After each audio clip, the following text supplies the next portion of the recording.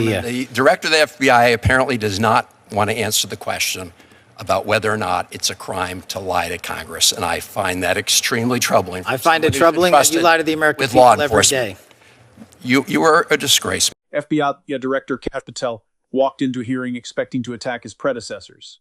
He spent the afternoon defending himself against a senator with receipts. Senator Chris Van Hollen is a senior appropriator who knows how to build a case. He built one that left Patel stammering and refusing to answer the most basic question. This is the takedown of Kash Patel. Like and subscribe. Senator Van Hollen. Thank you. Director Sakata, you hold a position of public trust. Do you agree that you should lead by example and be held to at least the same standard of conduct as you expect of ATF agents? Yes, sir. And would you agree that if one of your agents was unable to perform his or her duties because of excessive drinking, you would need to take corrective action or disciplinary measures? Yes, sir. Director Seralta, same question for you with respect to the U.S. Marshal Service. Do you agree with the responses from Director Sakata? Ranking Member Van Hollen, that would be correct. I would do that after a thorough investigation by our internal affairs. Administrator Cole, same question to you with respect to the DEA. Yes, sir. I would echo what Rob and Gaddy have said. After a thorough review by our OPR, Office of Professional Responsibility, yes, sir. Director Patel, do you agree with these three gentlemen as Yes, the head of the FBI? So you agree, Director Patel, that if one of your agents was unable to perform his or her duties because of excessive drinking, you would need to take corrective or disciplinary action. You agree with that statement? We would implement the inspection review process, just like these other agencies have their own internal investigation. Classic Patel. He nods along when the hypothetical standards sound reasonable. Of course, a drinking agent should be held accountable. Of course, the director should set the example.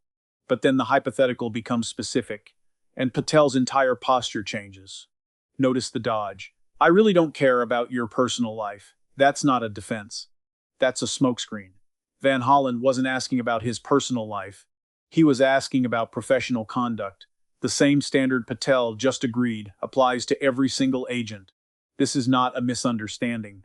This is a man who only believes accountability when it applies to everyone else. Multiple reports, including reporting by The Atlantic, have alleged episodes of excessive drinking, unexplained absences, and behavior that concern current and former FBI and DOJ officials.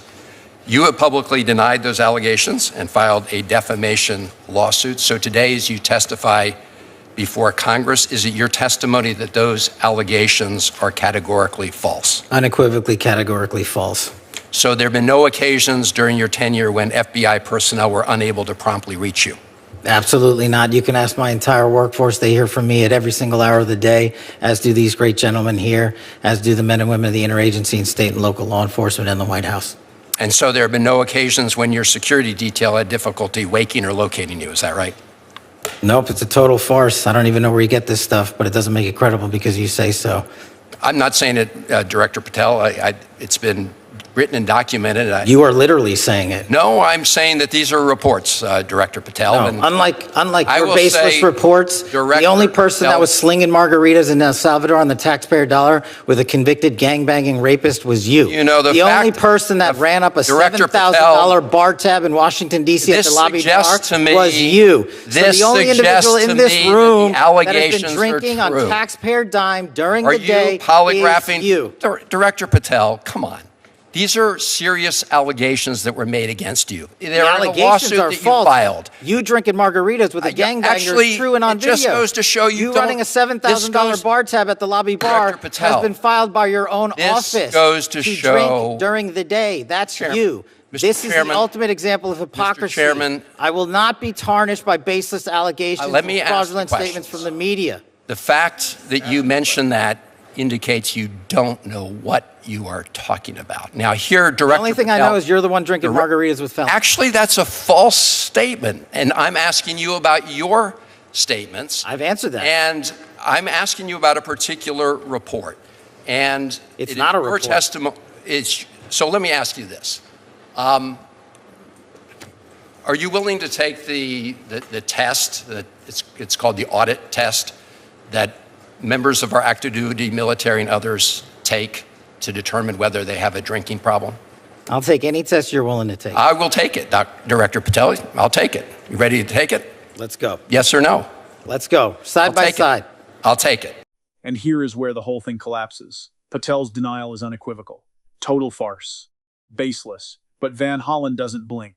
He brings up the margaritas in El Salvador with a convicted gang member.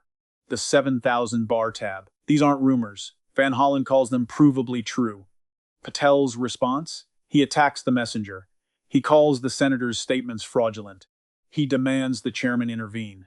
A sitting FBI director, cornered facts, reverts to playground insults. Then comes the challenge. An audit test, a test Patel agrees to take on the spot. But watch how he frames it. I'll take any test you're willing to take. It's a dare, not a concession. He's betting the senator will back down. He doesn't. Thank you, Mr. Chairman. So, Director Patel, I've been listening carefully to your responses to some of my colleagues, and I want to start with a question that Senator Coons asked you that relates to this article where the headline is Kash Patel's latest firings ousted agents with expertise in Iran. The article says that these individuals were fired for their role in the classified documents investigations of Donald Trump. First of all, is that true? The article, just like all the other articles you cited, is false, and there's ongoing litigation, so I can't address it. Okay. You did answer Senator Coons, and I understood your answer to be that the people that were fired, that none of them were part of the group that had Iran expertise. Is that your answer? No, he asked if they were Iran experts. I said they were not. Were the group fired? Did it include people who were Iran experts? No. Did it include people who were involved in counter-espionage activities with respect to Iran? I don't have the list in front of me. So you don't know whether or not you fired people with counter-espionage experience with respect to Iran? You don't know the answer to that question? I terminated anyone and everyone that weaponized law enforcement. I see. Senator Whitehouse shifts the topic to national security, Iran. And Patel's answer is even worse than a denial. He says the fired agents were not Iran experts. But when asked if they had counter-espionage experience with Iran, he suddenly doesn't know. He doesn't have the list. This is the FBI director. He terminated people and can't say what they actually worked on. He falls back on the same evasion. They weaponized law enforcement. That's a political label, not an HR process. This is not oversight. This is a purge dressed up as reform.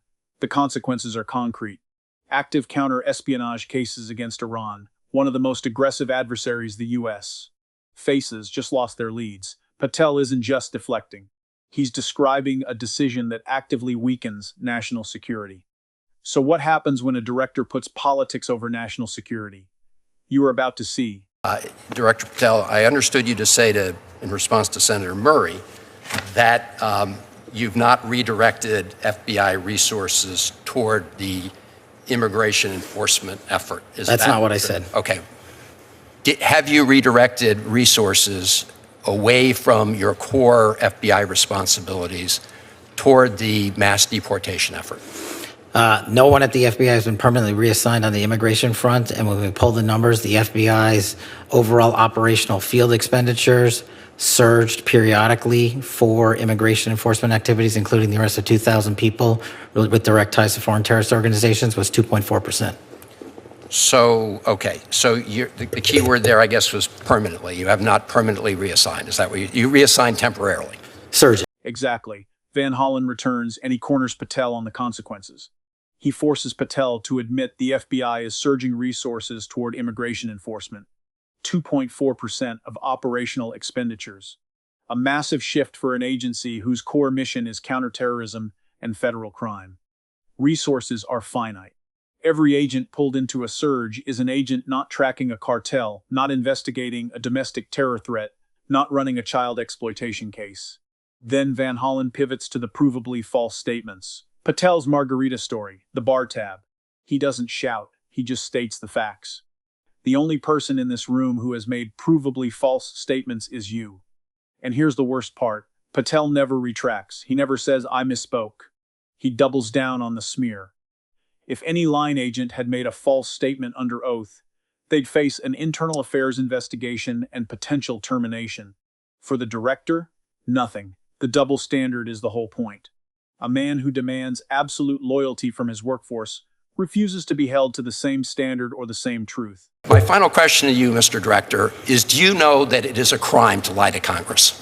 Do you know that? That's my last question. I have not lied to Congress. I didn't ask you that. Lied to Congress is you. Do you?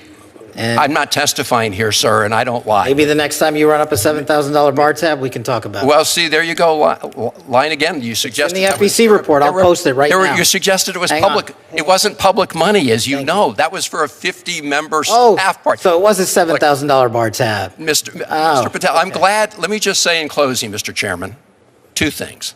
I'm glad that you have agreed to take the test regarding, whether you have alcohol problems. I'm glad you agreed with me to do that.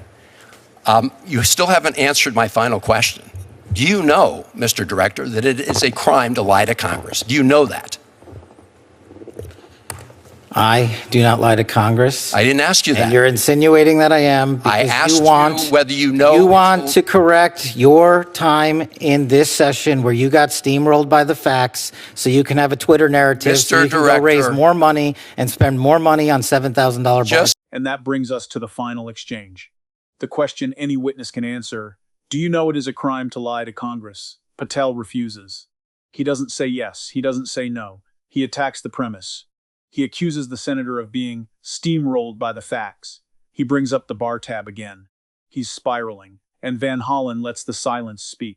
The director of the FBI apparently does not want to answer the question about whether or not it's a crime to lie to Congress.